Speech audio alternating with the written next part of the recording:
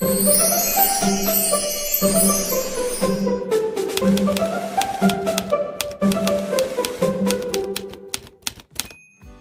everyone and welcome to Science and Sorcery's Moment of Awesome. My name's Sam, my pronouns are he, him, and I'm delighted back to talk to another member of the TTRPG community about who they are, what they do, and why what they do is awesome. So JC Darcy, who are you and what do you do?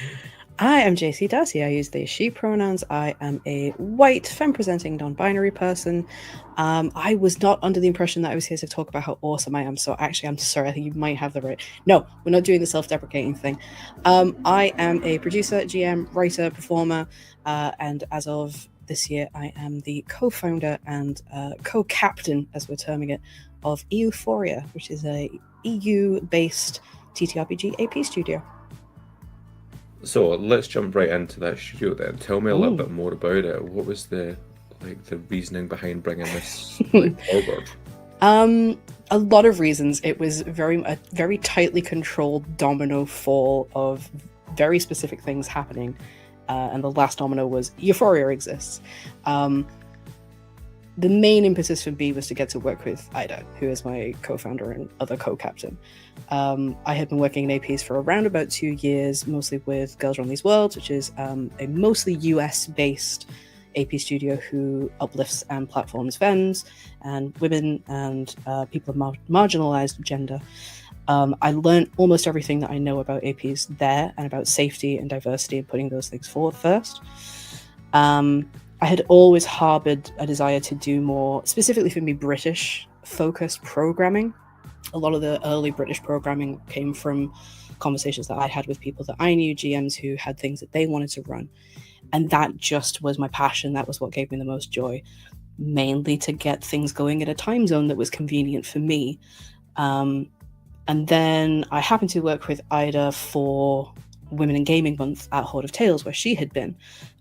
Roughly about the same sort of time period that I was with GRTW, I think. Correct me if I'm wrong in the chat, Ida, I'm sure. Got to work with her on that, and it was just a meeting of the minds. It was just getting to work with somebody who was on the same wavelength, who had the same priorities, who had the same goals. We say that it's very easy to come up with ideas for things. Actually getting to execute them is the hard bit, but we found that we were able to bounce off each other with accountability and motivation and really get stuff done. We were really proud of that event. We went and made another one, the Evil Hat Pride event in June, and things were the ball was rolling, things were happening at Horde of Tales. I was looking to make a jump from GRCW to focus on European stuff, and leadership there just didn't want to work at that capacity anymore. And we said, okay, that's the level your project's on, that's absolutely fine. We can do more and we want to do more. So we need a new home to do it. And so EUphoria was born. And it's kind of been it launched kind of early summer 2020. Yeah, we launched with August, the Summer of Sci-Fi. That was our big launch event, yeah. And how did that go?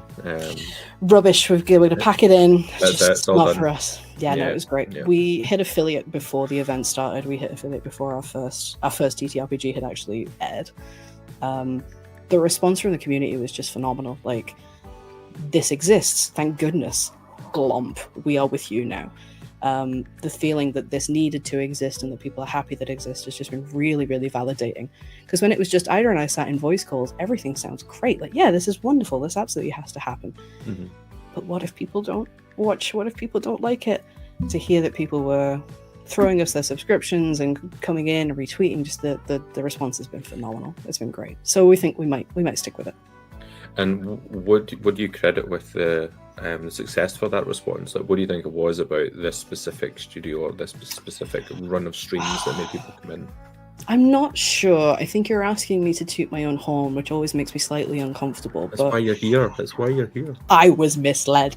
All right then. Okay. No, without the self-deprecating thing, Ida and I are good at this. Our priorities are in the right order. It has always been really important to us to prioritize safety first, and diversity at the tables, because we see too many tables. One is too many, but we see far too many just all white, cis het, male presenting, just tables running the same old Dungeons and Dragons, and we think, no, this is not. We're better than this. As a culture and a society, we're better than this. So I think the representation that we're able to put forward is speaking to people who see themselves represented and see a home for themselves. I think European and UK designers, indies, are having a really good year right now. I don't know if that's all in my head, but I've spoken to a couple of people. I've spoken to Rich at UKG. It's like, this feels like something big is happening. So maybe we've just hit upon the right thing at the right time. I would agree with you that it does seem that there is a bit of a boom, and like people are really like grabbing and running with it, which is really great to see. Yeah. And I don't know why specifically, but like the why is not hugely important. It's the fact that it is happening. It's really great. Yeah, for sure. And you mentioned safety being like a big part of the things that you do, and I've been part of games that you and I have put together, and can like fully attest to just like how tight that is and how much of a priority it really is for you when you're putting your games together. It was a huge inspiration for me for games as well, and a big part of what you like both are really like focused on is prioritizing POC, people of color players, and GMs as part of your casting. Like, can you talk to the importance of that? Yeah, it's core. It's one of our like major tenets. We will never ever run an all white table ever, and we try very very hard to not have just single POC at the table as well, because Ida is a POC originally from her heritage is Bolivian, and she was born and raised in New York City, so she is a transplant over here. And she has said how important it is, how difficult it is in real life to find people who are exactly like her and into the same things as her. So it's very important for her to be able to sit at tables where she feels welcome and comfortable, and able to speak to her experience as a POC, but to not feel tokenized in that, to not feel like the organizers of that game have gone, whoops, we've got an all white table, let's find one brown person and plonk them in and then tick that box on the sheet. It's more than that. It's about full representation. It's about fully opening the doors to anybody and everybody who wants to come and play at our tables. We hear all the time, oh, that's really hard. Like, it's really hard to find POC in Europe. And we've proven and are proving that that's just not true. That there are POC everywhere, incredibly talented, with really interesting specific stories to tell. We ran, I had nothing to do with it. It was all Ida's brainchild. The Starfinder game. No, sorry, not Starfinder. We did run a Starfinder game, but the Scum and Villainy game is the one that I'm talking about. It was an all POC table. Khalil was on that table and did a fantastic job. It was a great game. And it was space pirates stealing back artifacts of their heritage that museums of indiscriminate nature had taken and misunderstood and put away in a museum. And that Ida came out of it after producing it, and she said that's what this was about. The story that they were able to tell, the jokes that they were able to tell each other, could only happen at an all POC table, and I'm really glad it happened. In my other life, I'm like a science communicator, and we do like a lot of outreach to audiences, and there's always the big argument of the hard to reach, which like is the similar sort of argument that's being made about like you can't find POC players. But you absolutely can. They're not hard to reach. You're just not serving them properly. Absolutely. Well, you're sitting back and expecting them to come to you. Yeah, which is the other problem. I've been involved in things where we've put out pitches and everybody who applied was white, and I said, well, we can't. We have to fix that. And the organizers just said that's just what happens. We just get white people apply. POC don't tend to apply. There's a reason though. There's a reason, and you need to address that on a systematic level. But for now, why don't we reach out to some POC people and say, hey, this is happening. Would you like to be involved? Mm-hmm. And that event ended up being 50% POC GMs. And that's the effort that's gone in, like has been, the work has been put in to try and get those people. You can't just say that you're welcoming to POC people. You have to go out there and prove it. And like being a group that is very focused on that being like a core tenet of what you do, hopefully we will see a push like from where you are for others to do the same thing. Exactly. If you build it, they will come. And we're already seeing people on social media and sending us emails saying, I would like to apply for this, or I've got this game, and hopefully it will be that avalanche that starts rolling down the hill and picks up speed and becomes a beacon of people who, we can do this and we can keep you safe, and this is a space for you. Come and join us.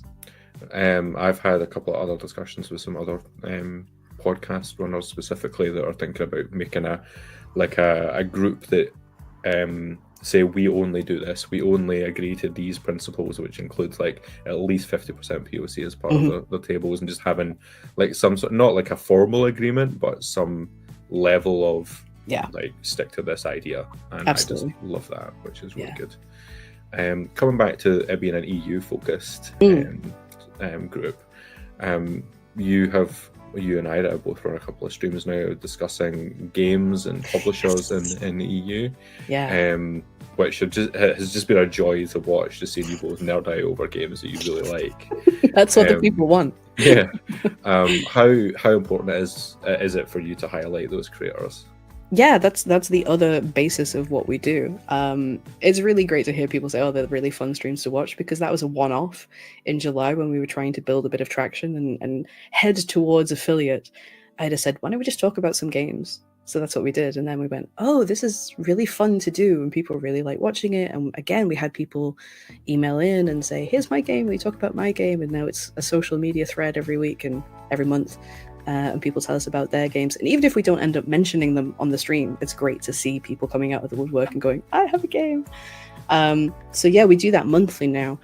And it is a blast. And it's illuminating to... There are the obvious ones, you know, there's the Free League and your Hatchling and Rowan Rook and Deckard and your Soul Muppet. And once we've talked about those, we're not just going to talk about, I'm not going to go through every Soul Muppet game on my shelf.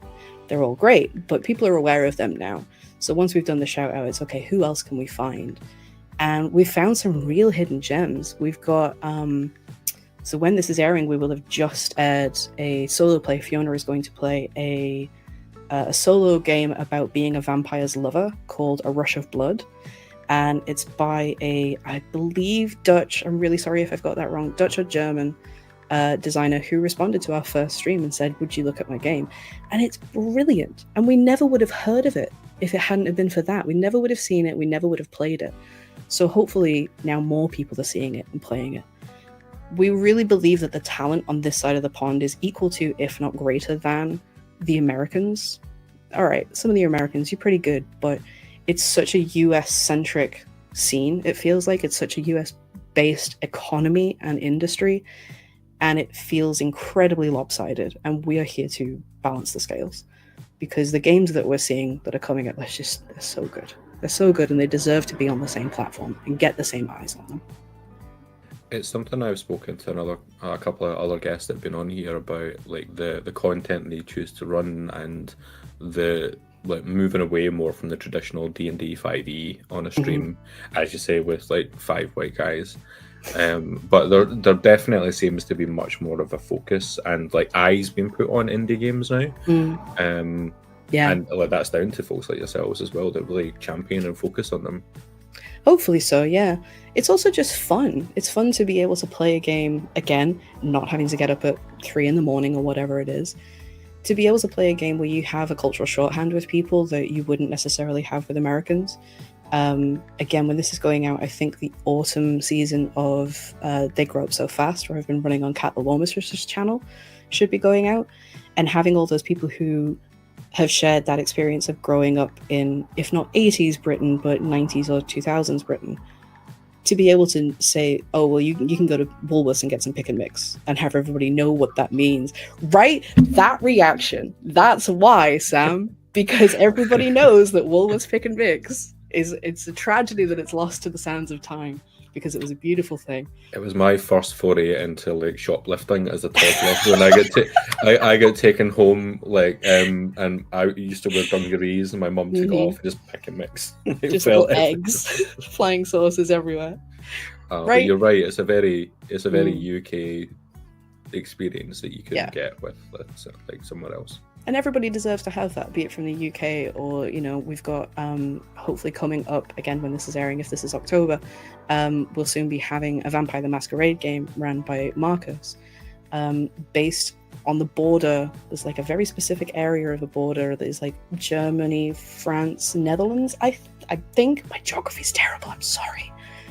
But for those people, we're trying to get a cast of Dutch people and French-speaking people to be able to drop in little bits of French and things here and there, for them to immerse themselves in their own culture whilst exploring other people's and telling a vampire story.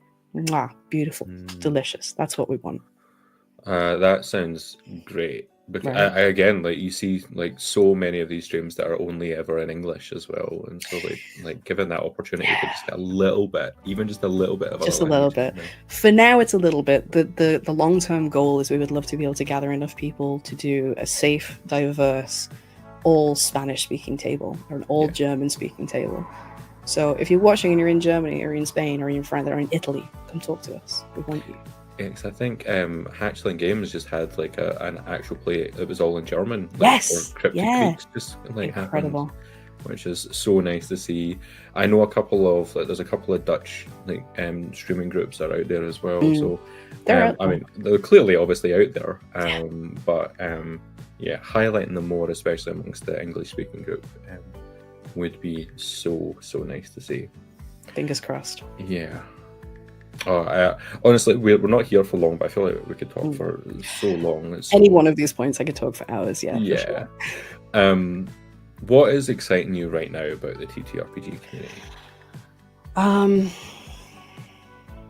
Like I say, it feels like there's this energy building. It feels like people are gaining traction. They're being taken more seriously.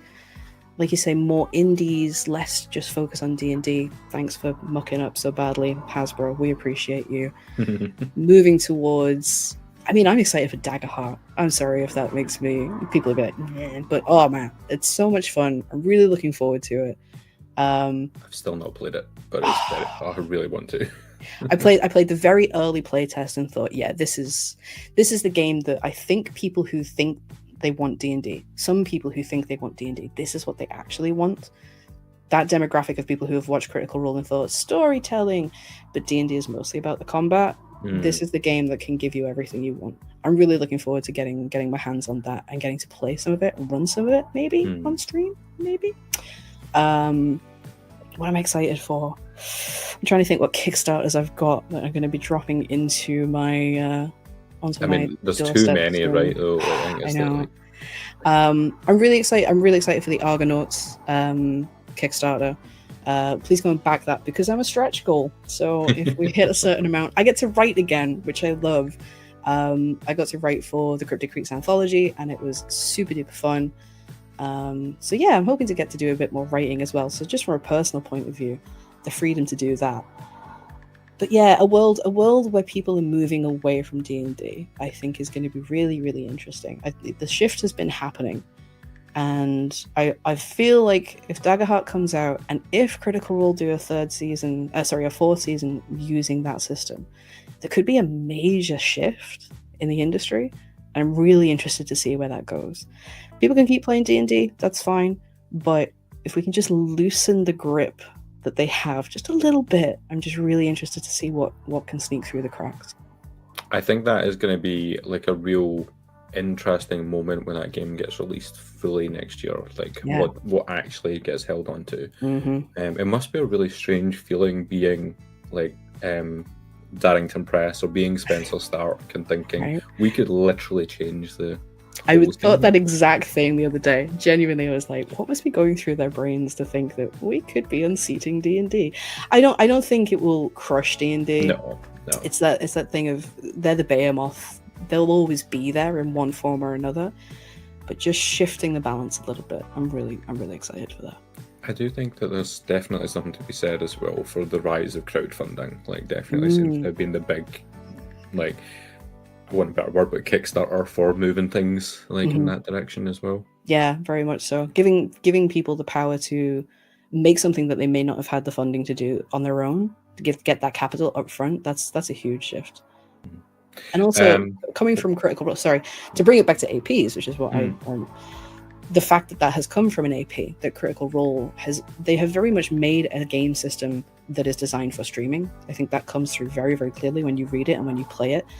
And the fact that they're playing it as an AP. A lot of other companies and publishers, I think, are starting to take notice. I think a lot of people are starting to take APs more seriously as both as an art form, which it absolutely is, and also as a marketing tool, which has got a lot of potential for people's games. So from a mercenary point of view, where we want to get people paid as much as we can, we're not here to do a capitalism, but people work really hard and they put their time aside, and we believe they deserve to be paid for it, even if it's just a little tiny bit. So the more big publishers recognize the value of that and start giving money to little studios like us, then the more we can make really cool APs. Yeah, and luckily we're seeing it a little bit as well, and I think I would like to see a lot more of money coming in from, not necessarily from the games companies as well, but from other sources that do have the money to throw. So it's something that Science and Sorcery we're trying to do, which we're fingers crossed, but more streams and studios should be looking at that, I think, because it's definitely... But it's, again, building that momentum. If the publishers can do it and prove to other people, KPIs and return on investments and things, then other companies hopefully will follow suit. 100%. I had another question before we get to the kind of ending, which was, if anyone else is out there thinking about trying to start up a little studio like what you and Ida put together, what would you recommend they think about? Think about safety, think about diversity, think about why you're doing what you're doing. If you're just getting your friends together and playing a game and then putting it on Twitch, does the world really need another one of those? Really? Talk to other people in the industry. Go and play with other people who are already doing it. Learn everything you can. Borrow, learn, don't steal, don't take things without asking. But you'll find that most people are very, very happy to give their knowledge and the things they have learned. It's a brave new frontier. Like, we're all figuring this out as we go, and nobody expects anything. Don't do it on your own. Please don't do it on your own. You'll burn out. Get a team. Get people you can trust who work the same way that you do, and take breaks. They're really important. Yeah, it's something I always need to keep telling myself. And you mentioned about people being happy to share. See that this bit here that you all can see, which is these captions on the screen, that is thanks to JC Darcy and Ida for showing us how to do that. So getting us to that point. Like, we had captions before, but they didn't look as good as this. So yeah, it's all about that sharing. You're absolutely correct. It's just about raising the tide. It's about raising the bar, improving everybody's quality. If everybody adopts excellent captions like these, then that improves accessibility for more people to get on board and watch APs. 100%. So we're getting to the wrap-up time, because 25 minutes disappears so quickly. It goes so fast. What is next for EUphoria that you can talk about? That I can talk about. I can drop some things. I can drop some knowledge. So right now in October, it's British Black History Month, so we've got a couple of games going on there. Vampire the Masquerade will be coming soon. We've got a Blades in the Dark 4-part coming soon, possibly out already, depending how quickly I've edited it. In the new year, we're going to see a rescheduled Coriolis the Great Dark, GM by Edward Spence, that was supposed to be part of Summer of Sci-Fi, but it'll be coming soon. Fiona's going to run some more Alien, because who doesn't love to see Fiona ask you if you want to push a roll? We're looking at some festive games. We've got a couple of really, really big collaborations in the works. And we're going to be at Dragon Meet, so come talk to us. We might get t-shirts. Oh, that's cool. Right. I like that. Yeah, that's when you feel like it's a real thing. When We've made it. Yeah. So lots and lots and lots of things going on. But if people want to know about it, where can they go to find out more? We have a link tree, which hopefully we'll be dropping in the chat, because we've got to diversify on those socials as well, because some of them are hellscapes. By now, our Discord should be open, so you can come and drop in and say hi, meet a bunch of other people in Europe. You can find us on Patreon, and Twitch and YouTube, and all those good classical places. Lovely. Well, thank you so much for coming to have a chat. Thank you for talking to me. Yeah, and just to make it clear again, because you thought it was all like I lulled you into a false sense of security, you are awesome, and the things that you are doing are awesome. And folks, if you're watching along at home, please do go check out the links that are dropping in the chat or are in the card below to find out all the amazing things coming out of Euphoria.